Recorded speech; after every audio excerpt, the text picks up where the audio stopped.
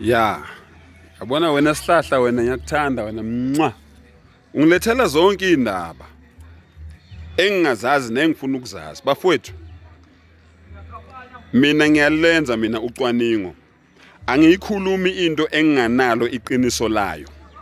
Noma ingaze ibe amanga, kuzobe kuamanga engiwathathe embhalweni, kuyobe kuamanga engiwathathe kwihistory emlandweni, kuyobe kuamanga engiwathathe kwiGoogle. La ngigugula khona, la ngithola khona lonke ulwazi, akusiyamanga aphuma emlonyeni kaMbatha. Ningizwe kahle.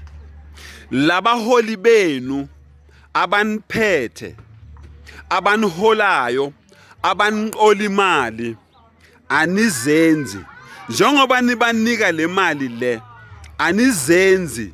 Ningeno umoya wokungakholwa, ningeno umoya wokuthi ningababoni ukuthi bayanqola, ningeno umoya wokuthi nibe yimpumputhe nibhekile, nibe yithulu nibe nizwa. Ningizwa kahle. Anizenzi. Kunezinto abanisitha ngazo, bayanihambela.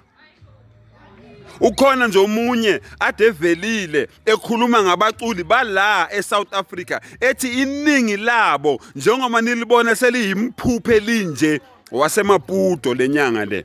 Wathi njengoba iningi lenu labaculi abala nabafundisi abala nibabona beyimiphuphe benje ukuthi abasagcinanga izifungo abanikezwa zona zibahlulile zibaqakile. Yingakho nibabona sebeyimiphuphe benje, bayanihambela. Babuya koMamboni eMozambique, babuya koNyambane eMozambique, babuya koMalawi, koLilongwe, koBlantyre, koMangochi, babuya eGhana, koKumasi, koAccra, babuya eNigeria, koLokuzana, koPort Harcourt, babuya koLagos, babuya koAbuja, banihambele. Babuya koGambia, babuya koDRC, babuya koCameroon, banihambele. Bafowethu, anizenzi njengoba niyobanikeza le mali enibanikeza zona, akusiyintando yenu, khona into abanidonsa ngayo.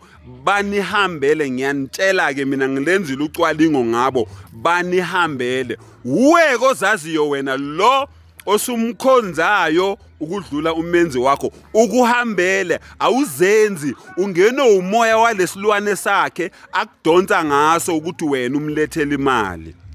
Ngithukeni ke, ningisabise, nisho konke enifuna ukusho, nisho konke enifuna ukusho, kodwa kusala iqiniso nilizwile. Ngiyabonga.